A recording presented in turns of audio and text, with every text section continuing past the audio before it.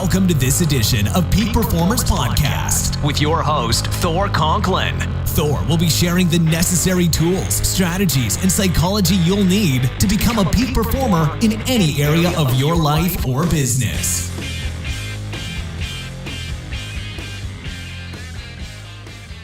Welcome back to another episode of the Peak Performers Podcast. I'm your host, Thor Conklin, and I think you're going to enjoy today's guest. It's all about communication. STACEY HANKE'S passion is teaching others how to communicate with influence Monday to Monday. As a keynote speaker and mentor to C-suite executives, she helps individuals see through the eyes and ears of their audience. The result is career-changing. She's the author of Influence Redefined, Be the Leader You Were Meant to Be Monday to Monday, and previously wrote a #1 bestseller, Yes You Can. Everything you need from A to Z to influence others to take action. I love that. It's all about taking action. We talk a lot about that on this podcast. She founded her company in 2004. They provide keynote speaking, training, coaching for organizations in a wide variety of industries. Her clients include Fortune 500 companies such as Coca-Cola, GE, General Mills, Federal Express, McDonald's, Nationwide, just to name a few. STACEY, welcome to the show. Thanks, Thor. I appreciate it. That was actually one of my better introductions. I was kind of a little nervous. It was about communication. I was like, here it is. Thor's going to mess up the introduction on the communication podcast.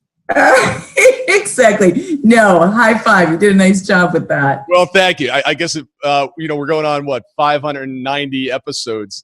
Wow, congrats. Thank you. It's that little thing, right? Every single day, just keep doing it over and over again. You turn around one day and you find that, you've built the skills. And I'm sure when you're working with your clients as well, they come in at one level and you take them to a level that they never probably thought was imaginable, but it's just doing the thing over and over again and just getting that base.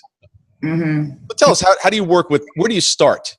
Well, that's so funny because it sounds so easy when I hear you say it. It sounds easy when I preach to my clients.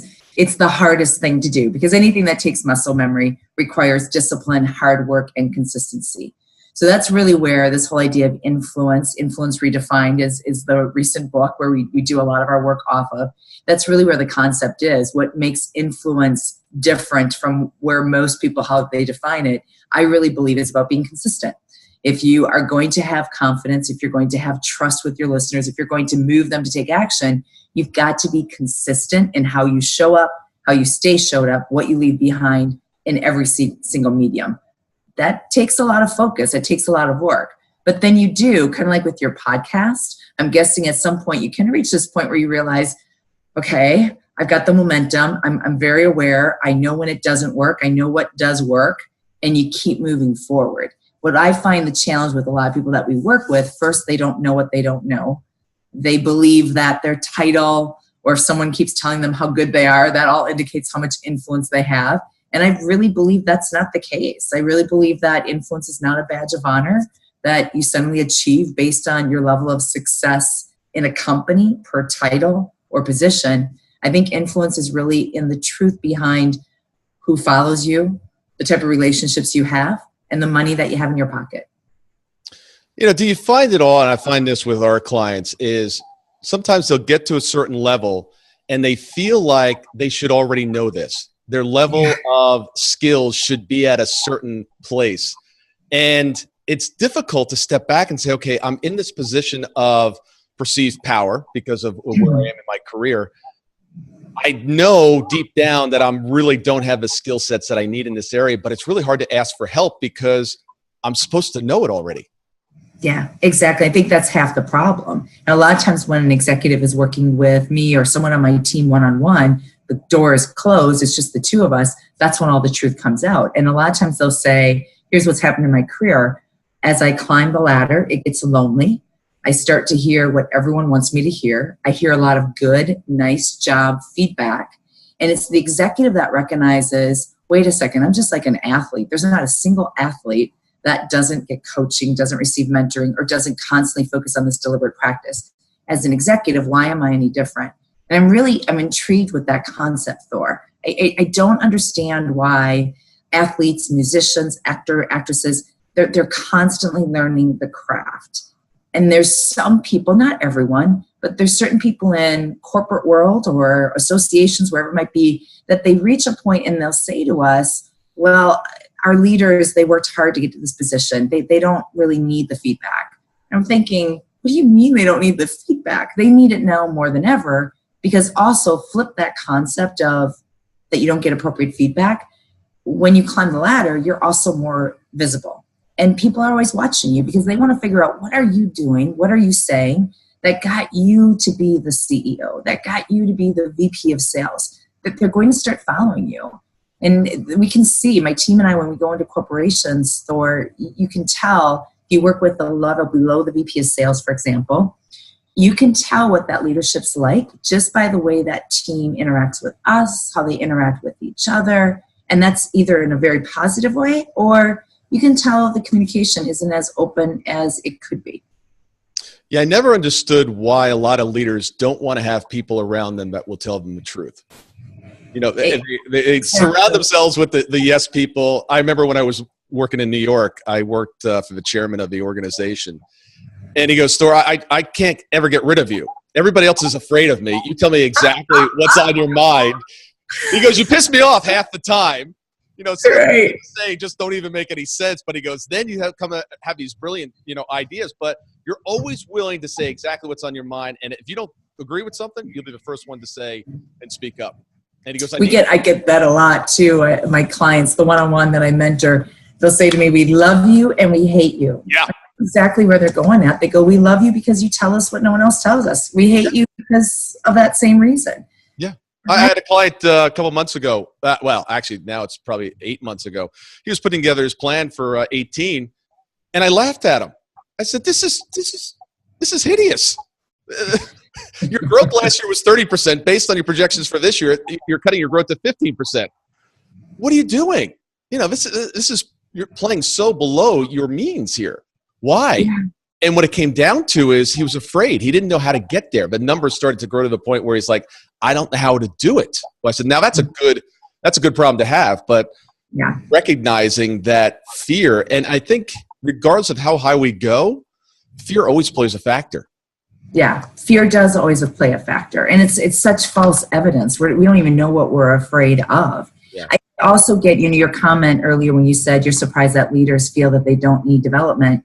I think sometimes they see it as an area of weakness, because many of our one-on-one mentees, sometimes we're told that we cannot share who they are. We can't even share the name of the company. There's one of our biggest clients, which again, I can't share it. You'd be surprised. Huge company. And we are lips sealed. We cannot share that we do mentoring with their leaders. Yeah. I don't understand that concept. And I think if that starts at the top, well, no wonder it trickles down to their senior leaders and the level of management below that, because it's known as, it's not a good thing to get feedback. It's not a good thing to develop because you should know these skills. Well, not if you've never given professional training or coaching. I think the other piece that happens, and I'm going to kind of toss this into it, we talk a lot about video and audio recording. And I'm sure you get this, Thor, because how many times are you video and audio recording yourself doing these podcasts? That's another big piece. I think that leaders, if they never decide to work with an expert of any sort on the idea of communicating with influence, just start videotaping yourself. Start videotaping yourself, start audio taping yourself. That alone, and watch it. You have to watch the playback. That's part of it.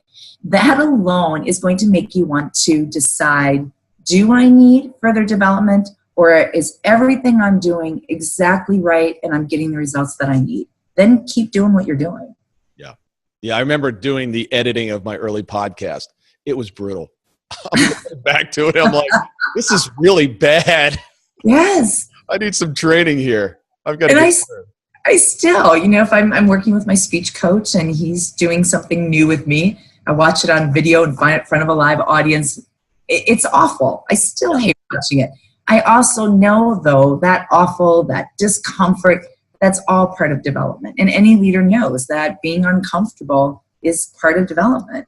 Yeah, you've got to. It was interesting as you were talking about the consistency. It brought me back to a mentor of mine that said, 7 days a week is tough, 7 days a week is easy. Once you start doing something every single day, it gets easier. And people don't grasp that concept. They think that, I'm exhausted doing it 5 days a week. If I got to do it 7 days a week, I'll just be, I don't know, I don't have any energy left. But it's not true. It's when you start doing it every single day is when it becomes. Yeah. Okay, Thor, I might want to use that because we talk about Monday to Monday. And I know sometimes our participants, they're joking with us, but a lot of times they'll say, I can't even take a break on Saturday and Sunday. I can't break it all. And I'm like, well, within reason, right? Yeah, you can if you want to be average.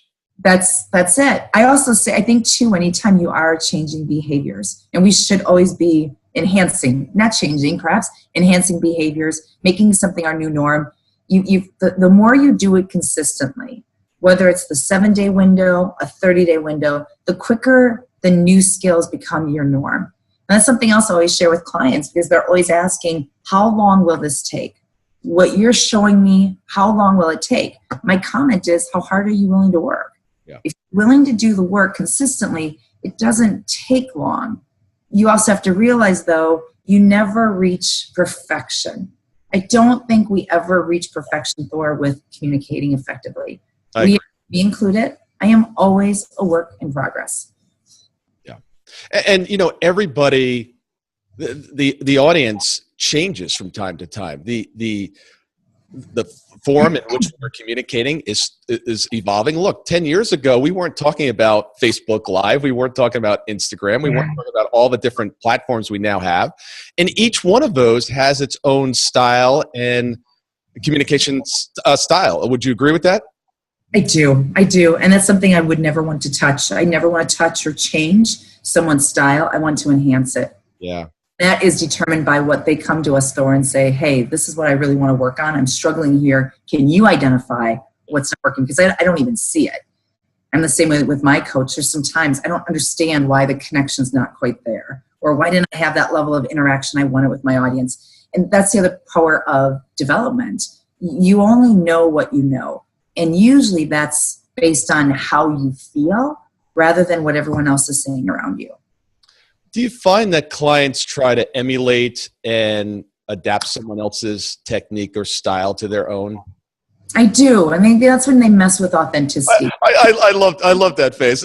They do, and it's like, don't do that, please. You want me to think about that a little more? Yeah. I like the body language in that one. Well, that was being very nice and subtle on that one. I do. We're trying to be something that we're not. And I totally do use the comment around, I'm constantly studying people that I think are really true communicators. And by that, my definition is they're truly trustworthy. They're authentic. They're genuine. Now, I can't copy what they're doing. I'm just watching not only what they're physically doing, their body language, I'm watching to see how consistent is it? How does it leverage what they're saying to drive the message home? Yeah. I recommend your listeners do that. That's what you want to watch for. So when you're watching someone or you're in an interaction with someone, your perception of them is trustworthy, credible, confident, whatever adjective comes to mind. Really watch behavior, listen to message, and see how the two tie together.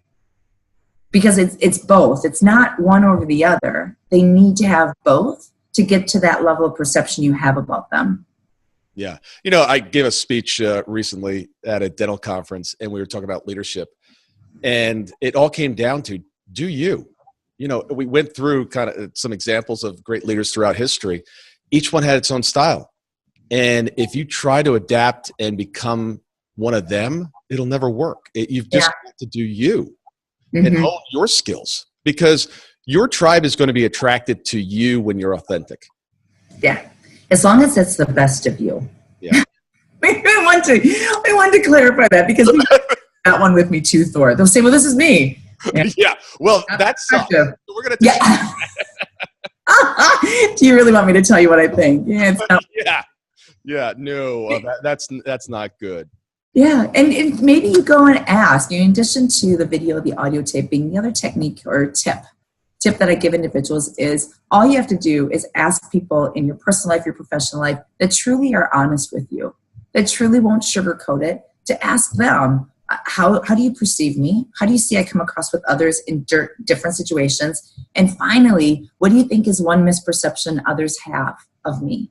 Great question. Because I think the misperception is usually sometimes can be your reputation. What people are saying behind your back, you don't even realize it. Yeah.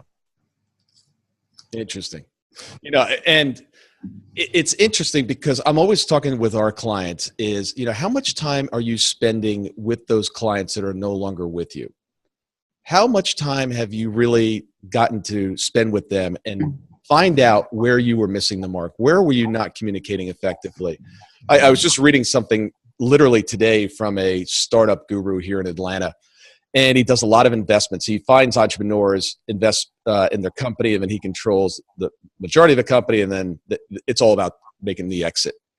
And they were asking him, what makes for a great leader after the fact? After you've made the investment, how can you tell which ones are going to win? And you know what he said? Quality and consistent communication. Really? That was his answer. It came out literally this morning. It was in my inbox. I like him already. Yeah. I like the way he thinks. He's a stud.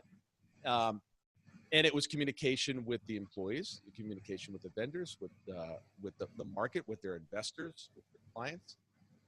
That consistent communication. Matter of fact, I have one of our company principles is consistent communication, constant and consistent communication. It's key. And so many people shy away from it, especially when the communication is not great news. If it's tendency, I don't know if your clients are like this, but if it's tendency just to go inward and not to communicate, and it multiplies and it gets worse. It's so true. And we're all guilty of it, right? I had a tough conversation that I had to have today. I didn't want to have it. And already last night, I'm thinking about it. And my way through all that mess, those conversations that go on in your head and they start talking you out of doing it, I kept telling myself how great it's going to feel when I have the conversation and it's done. And if I don't do it, I know it's going to brew. It truly is. You just keep putting more gas on the fire. It keeps growing. And I think this goes back to when you said people really, they want you. They always want you. I remember my dad always said to me, just be upfront. Just tell it how it is. Tell the truth. And the better will always come out. And it's true. When you've got a difficult conversation, no one likes them. It's truly, though, you've got to have it. And just be upfront with it. And I bring this up because I think that also ties, Thor, to consistency. I've seen leaders in action where they've told me one thing that they're going to say to their teams. Then I see them with their teams and they're saying something else. You start doing that, you really start messing with a can of worms that I cannot imagine is going to turn out in your favor. Yeah. When it comes to employee issues, I've always struggled with that. And what I realized was a lot of the difficulty was I never communicated clearly what the expectations were up front. So then when my expectations weren't met, because of course everyone that works for me is supposed to read my mind. And when they didn't read my mind, how do I tell someone that you're not meeting expectations when I never set those expectations to begin with? Yeah. Well, that's part of miscommunication again, too. We always because I said something, you understood me, and now you're going to act on it. I challenge any of your listeners that if someone's not acting or your team is not following the way you want them to follow, whatever the situation may be, look at your communication first. Then start blaming others. I think what happens is we blame ourselves. Well, Thor, he never listens. He didn't hear a word I said. Well, was that his fault? Or was it because you weren't as interesting or you didn't have as much impact as you could have? I've seen it, and I'm sure you have too with the many people that you've had an opportunity to interview. When someone is interesting, it is going to be hard to get sidetracked by going on your technical gadget or daydreaming and having side conversations. It's a little harder to do that when that person has this level of connection and engagement with you that you don't want to miss a beat. Yeah. Let's talk about that a little bit because, distractions and technology has really entered into our world and it's distracting a lot of people. If you're not present with someone, you, in my opinion, you're really not fully communicating with them. what do you tell your clients in order to remain present to have a good start of communicating effectively? Thor, I'm having a little hard time hearing you all of a sudden, and I've lost some of your volume. So I missed part of the question. I knew at some point I wasn't going to be communicating clearly. And now you pointed it out. All right. But that wasn't your fault. Okay, now I'm hearing you Excellent.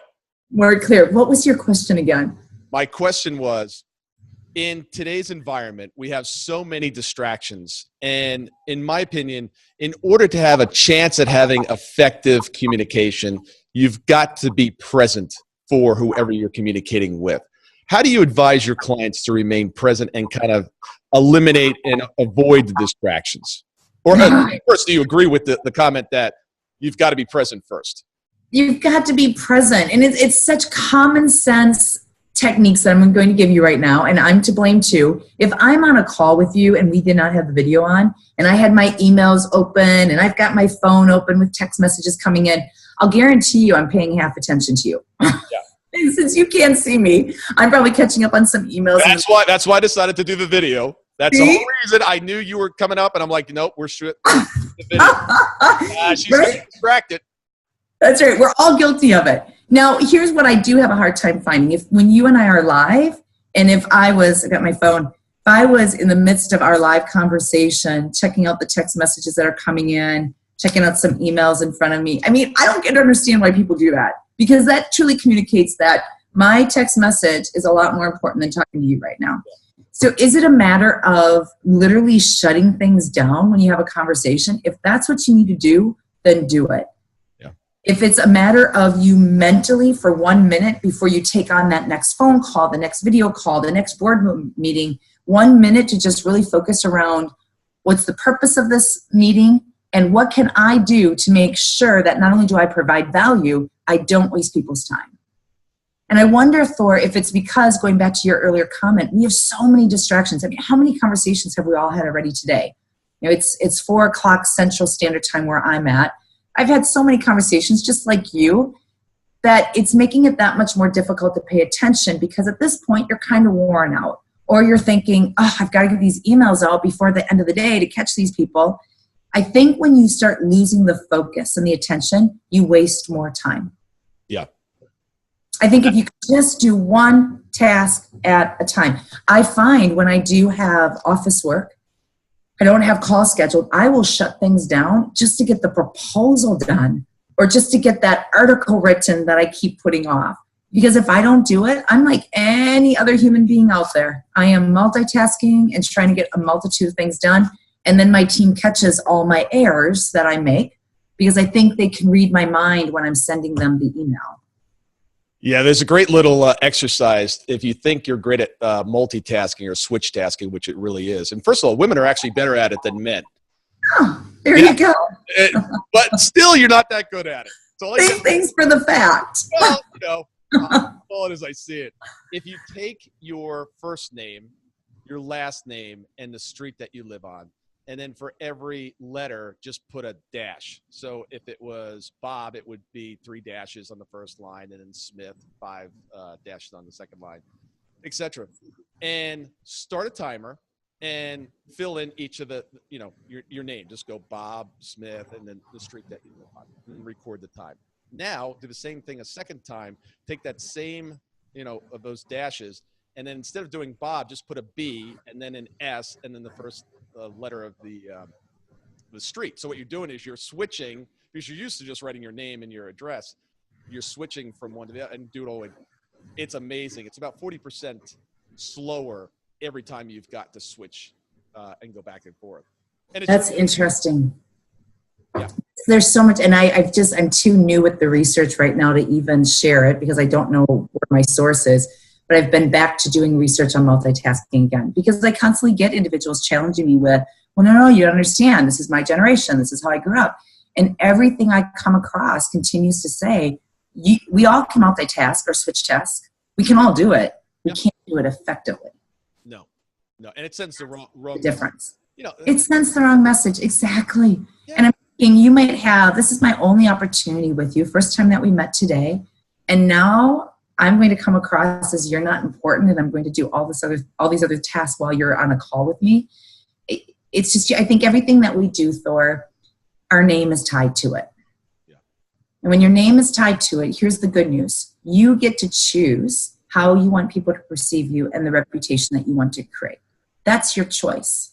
Be careful, because once that's set and there's consistency now of how people perceive you, it's very difficult to make that change. That can be a positive. That can also be a negative for you. You see it at restaurants. You see couples out at restaurants, and they're both sitting there on their phone. Like, why would you do that? I'm telling you, every time I travel, it is a research project. That's where I get a lot of my stories, a lot of my examples. I'd gone to a restaurant earlier this year, and I walk in, and there's a whole wall right by the hostess desk. There's a wall of small iPads. And when families come in, kids go up, they pick the iPad, they go and they sit down. I'm like, what? And I feel so old when I say it, but I remember around the dinner table, my dad wouldn't even allow us to have the radio or the TV on. We had to actually talk. Yes. Yep. It'll be interesting, Thor. It's going to be interesting to just see what happens 5 years, 7 years down the road with communication in general, whether it's virtually or the face-to-face interactions. Well, it's interesting because just like we're doing Zoom now, I used to do just podcast and just audio. And then we switched over to video as well. So we take the video, we put that on YouTube. But even when I'm making client calls or prospect calls or just calling in general, I'll do Zoom more now than just a regular phone call, because I want to see the person, I want to look into their eyes, and I want to make that additional connection. If I'm not sitting in front of you, this is a much more intimate setting than just us being on the phone. Yeah. And the good news, Thor, we all have the technology to do it. Yeah.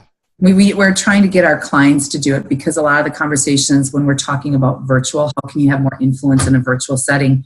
It's the typical challenges. I can't tell if they're paying attention. How do I know if they're interacting with me? And all I'll say to them, turn on the camera. I don't want anyone to see me.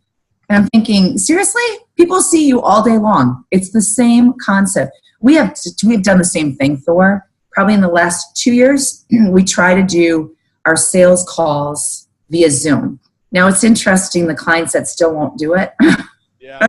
Some will, some won't. Yeah. I'll even turn mine on, Thor. Yeah, I will too. Theirs will be off, and they still refuse to turn it on. But I figure, well, at least they can see me. Right. Yeah. And maybe it'll help. Right. I mean, if sales is an influence. You've got to influence someone to buy into what you're selling. If you can see me, I think that I'm going to have a much better ability to influence you if you can see my eyes, see my body, connect a face with a name. Yeah, exactly.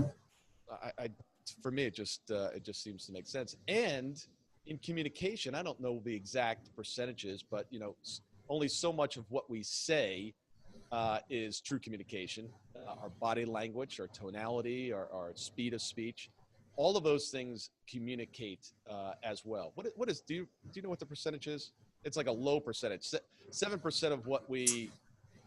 I'm really screwing up this. Yeah, no, you're right, and I'm always afraid to quote this one. We don't even use it anymore in our studies. Is it true? Is it? That's what they say, but there's some misperceptions behind that study and how people communicate it. Can we agree that? Just go online and look up Albert Mehrabian. Oh, sorry, go ahead. No, can we at least agree that communication is more than just what you say? It's the whole package. It's the whole package. Yeah. So give us. And I think that whole package, Thor, it has to be consistent.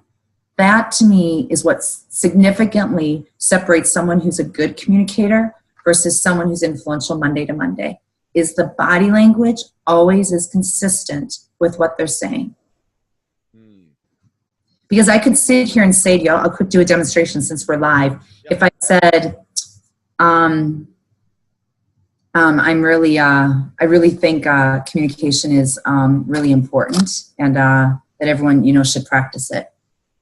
I mean, seriously, like nothing matches. And that's the part where most people don't realize, well, just because you feel good doesn't mean that both the body language and the messaging are consistent. The only way any of your listeners can identify that is they've got to videotape themselves, unless you've got someone that is really honest with you and you're willing to listen to what they have to say to give you feedback. Give us some ideas. We're closing in on we could keep going on and on about this topic. Give us some ideas for the entrepreneur out there that has a team of 15 to 20 team members on his team. Get some techniques, some strategies that they can implement today in order to be a better communicator. I go back to some of the things that we talked about. Yep. The feedback is key, and I would prepare for the feedback. I'll give you an example. Let's say right before we got on this podcast, Thor, I said to you, here's what I'm working on. Would you watch for that? Would you listen for it? And then when we're done with the podcast, can you give me feedback? If you don't prepare for the feedback, you will always get false feedback. False feedback is good job, nice work.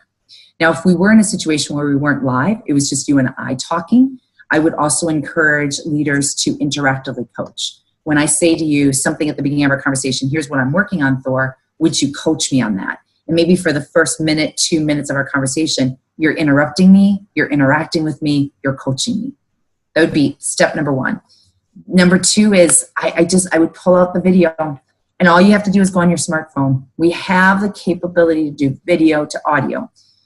Can I give you two more? Of course. The other two and I grabbed these two because these are the two that I find we're starting to forget to use. Brevity. We always want to say more than we need to.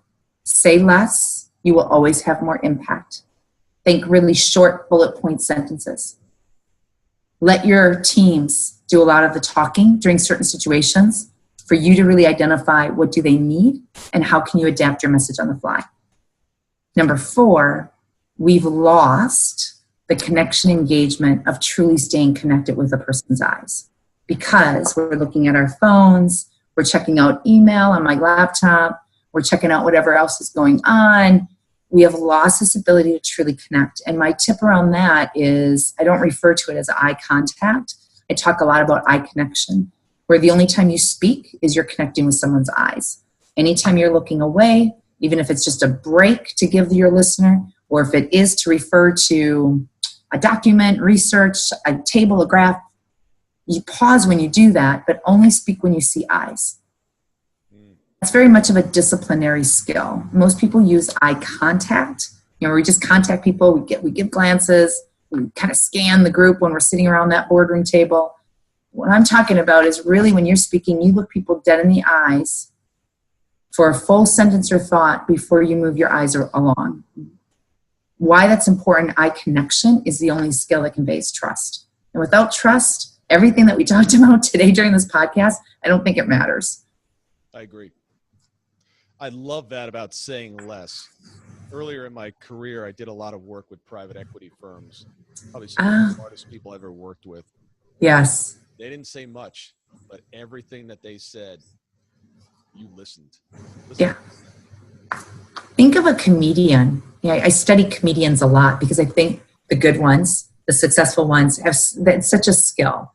Talk about connection and engagement and getting people to laugh. If you watch any comedian, they have every pause timed to encourage, to persuade the audience to respond.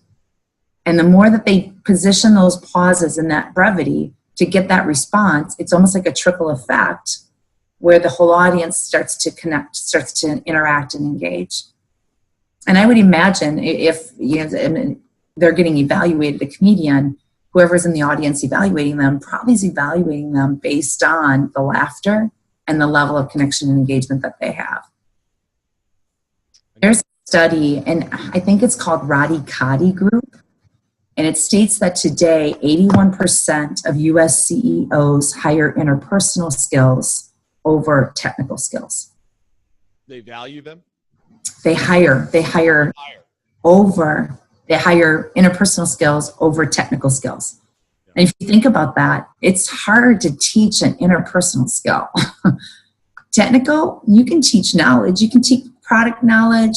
In a lot of sales companies, they'll bring us in sales teams after they teach the product knowledge. They'll say, okay, now they know the knowledge, Now we have to teach them to make sure they explain it to our customers in a way that our customers understand it and that also influences them to act for them to buy.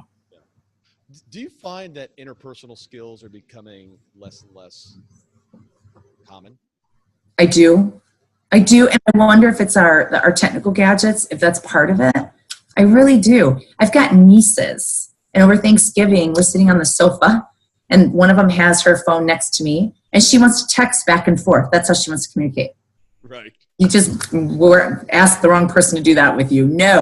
And it's like my sister has to pull sometimes the phones out of their hands so that they have conversations. My 6-year-old niece, it's hard to get her up out of that iPad, or whatever game or whatever she's doing. And I'm not blaming any generation. I see it in my generation, XY. I see it in boomer. I mean, I think we're all getting caught up in, oh my gosh, I just heard it ding. There must be a message there waiting for me. Have you ever seen, you probably have seen Simon Sinek's video about millennials, which I think it ties to every generation. So I don't want to discriminate here, where he talks about how it's an endorphin rush on how many likes you get on Facebook, how quickly someone responds to your text. And his whole point is, whatever happened to, wow, how many meaningful conversations you could have. Yeah. Isn't that an endorphin rush? And I really believe, Thor, no matter what generation we are, at some point you have to be able to talk to people one-on-one. Yeah. It's one of those skills. I don't know if I learned it as a young child, or I grew. I don't know how I developed the skill, but I am really good one-on-one in having that. I am so present that no matter what's going on around me, it doesn't exist. And I guess I built that skill over time, but I just think I owe that to anybody that I'm standing in front of and communicating with. Is the rest of the world doesn't exist. And it's interesting, the feedback that I get back, because people will say, there's something about you that's different. And I know what it is. It's the presence. And it's not Sure. what I'm saying. I'm certainly not the most, the smartest person in the room, but when you're present with someone, people can feel that. Mm-hmm. It's so uncommon, I think, nowadays that. Mm-hmm. Well, whoever taught you those skills, make sure you thank them, because you are a rare breed, which is sad to say. I mean, we're talking basic 101. This whole conversation, there's been nothing about rocket science here. But we're starting to become a lost art. I notice it. I don't know if you feel the same way. Just as a customer, when you're a customer, I tend to get really good service. I don't ask for anything more. I don't give a bigger tip or anything like that. But I tend to get really good service. And I think a lot of it is that person just has someone giving them the attention that they deserve back. I have not been to a restaurant in the last, I don't think, 20 years that I didn't know the name of my server. Bartender. That's the first question. What's your name? I'm Thor. What's your name? Ask them what their name is. Isn't it wild? Have an interaction. I'm not going to call you Mr. or Miss or, hey, you. What's your name? I get that from my dad. I grew up in a small town, Wisconsin. My dad is a talker. And I just remember growing up, I mean, he was everyone's best friend. We always teased him that he should be the city mayor. And he's still like that. And it's just, I think I share this because sometimes our environment definitely also reflects who we are. But I also think you can change that if you're aware of what is working, keep working on that. And what's not working, start to make the decisions that are needed to make the change. Love it. I know you have a couple services. You do keynotes, you do workshops, you have one-on-one mentoring, and you also have this online training, Take 5. Tell us a little bit about that. You did your homework. Thank you, Thor. You are attentive. I'm always trying to learn. Yeah, thank you. Our online mentoring is definitely for someone who, it's either used as a follow-up to someone who has spent time with us and they want us to be their accountability partner. Because with Take 5 for 52 weeks, every Monday they receive a message from me. And it's in some type of different medium every month, or every week, excuse me. And then once a month, I do these live telechats. Anyone who's in Take 5 gets to spend an hour, up to an hour with me on the phone. That's as a group. So and it's not for everyone, because some people are just like, no, I want more interaction with you than that. So it's another medium. And what we're trying to do with all those 4 services that you just listed, we're trying to capture all the different learning styles. I think we as a company have to be so sensitive to what we're trying to teach, muscle memory, and trying to make recommendations to enhance communication when someone feels like, well, that you're changing me, you're making me something that I'm not. That is such a sensitive topic that we mess with, that we're offering different ways on how we can help people by different services. Love it. How can they get a hold of you? Right on the website, Stacey with an EY, HANKEINC.com. Terrific. Stacey, thank you very much for coming on today. I learned a lot. I love this. Say less.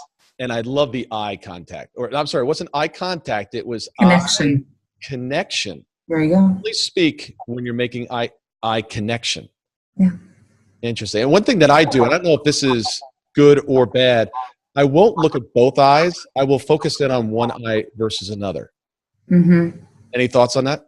I think everyone has a personal preference with that, right? I don't have a right, wrong, or indifferent. Here's the deal. Just connect with people. Look at people when you talk. I've heard some studies talking about the right eye versus the left eye. The 2 eyes, I have trouble kind of figure. I can focus on one, and that seems to work for me. There you go. Thank you very much for coming on. Thank you. Have a great day. You too.